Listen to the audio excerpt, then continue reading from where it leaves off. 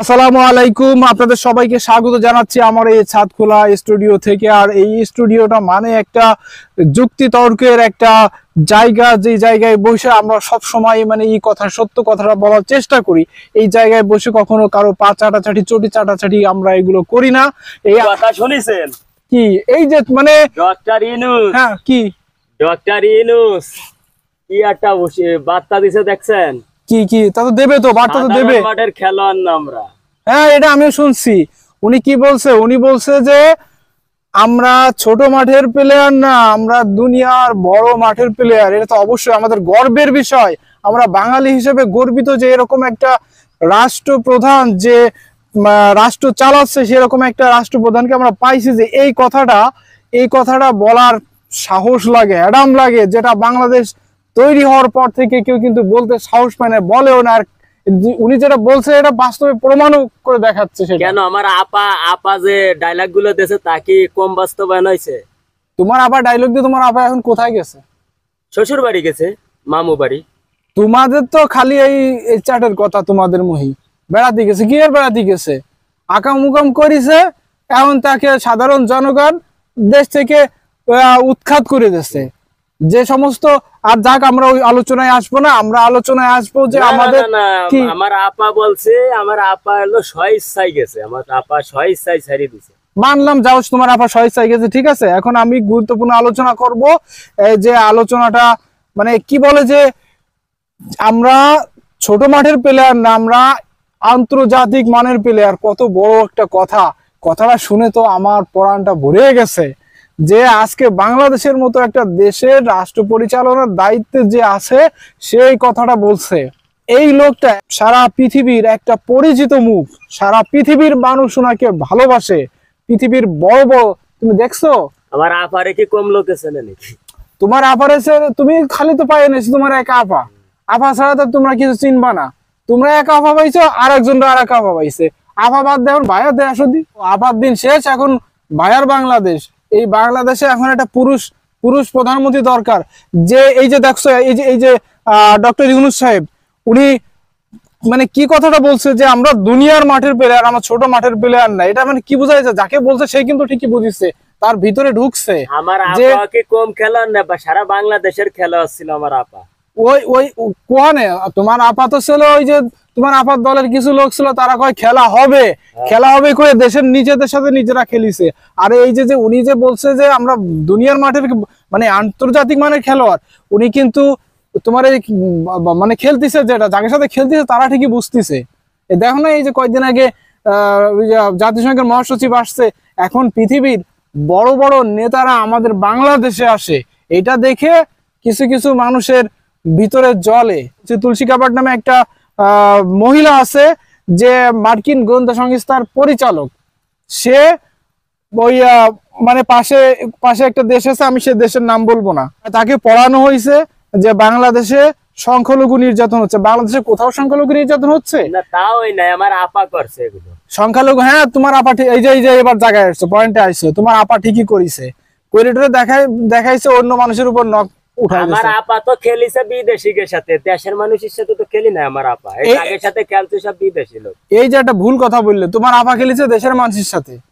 ওই যে এগুলো বলে বিদেশি লোক। খেলা হবে আমার কাদের আঙ্কেল কইছিল। হ্যাঁ, এই কথা এখন কোথায় গেছে? খেলা হবে এই কথা বইলে ওনরা খেলিছে দেশের মানুষের সাথে। আর এখন আমাদের বাংলাদেশে এমন খেলোয়াড় হয়েছে যে দেশটাকে নিয়ে যারা ষড়যন্ত্র করতেছে, যারা আমাদের দেশের উপর আঙুল তুলে কথা বলতেছে, এখন খেলা হচ্ছে তাদের সাথে, আমাদের দেশের কোনো মানুষের সাথে না।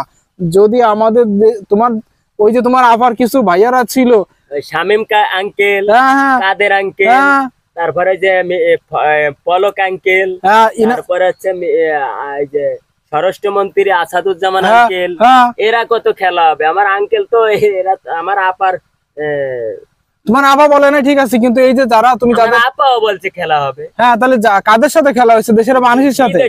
কই দেশের বিদেশি মানুষের সাথে? এই যে এতগুলো ছাত্র মারলো, এতগুলো সাধারণ মানুষ মারলো, গুলি করে হেলিকপ্টার থেকে গুলি করে মানুষ মারলো। ও তো আগুন নিভাইছিল আমার আপা। হ্যাঁ, আগুন নিভাই, তোমার আগুন নিভাই না, ফাজলামি পাইছো যত সব। দেশের নিজেকে সাথে খেলছে, এরা খেলছে নিজেকে সাথে, ছোট ছোট বাচ্চাকে সাথে। কি বলবো, এই বাচ্চাদের সাথে খেলতেও পারে না, মানে কি প্লেয়াররা এরা। কয় খেলা হবে এই বলে মাঠের বাইরে যে পড়ে রয়েছে এখন। হেলিকপ্টার দিয়ে সেনাবাহিনীর মাধ্যমে আগুন নিভাইছে, নিচের আগুন নিভাইছে। হ্যাঁ কই, হ্যাঁ আগুন আগুন, ঠিক আছে। ওই ঘিরে ওই যে আগুন আগুন, এইগুলো বাচ্চারা, এই যে ছেলেপেলে গুলো যারা এই যে আন্দোলন করে যাদের মারি, সেটা তো আগুন, এই আগুন নিভাইতে পারে না। ওই যে মেশিন গানের মাথায় পানি দিয়েছিল, পারে না, এই আগুন নিভাইতে পারে না, আর পারবেও না।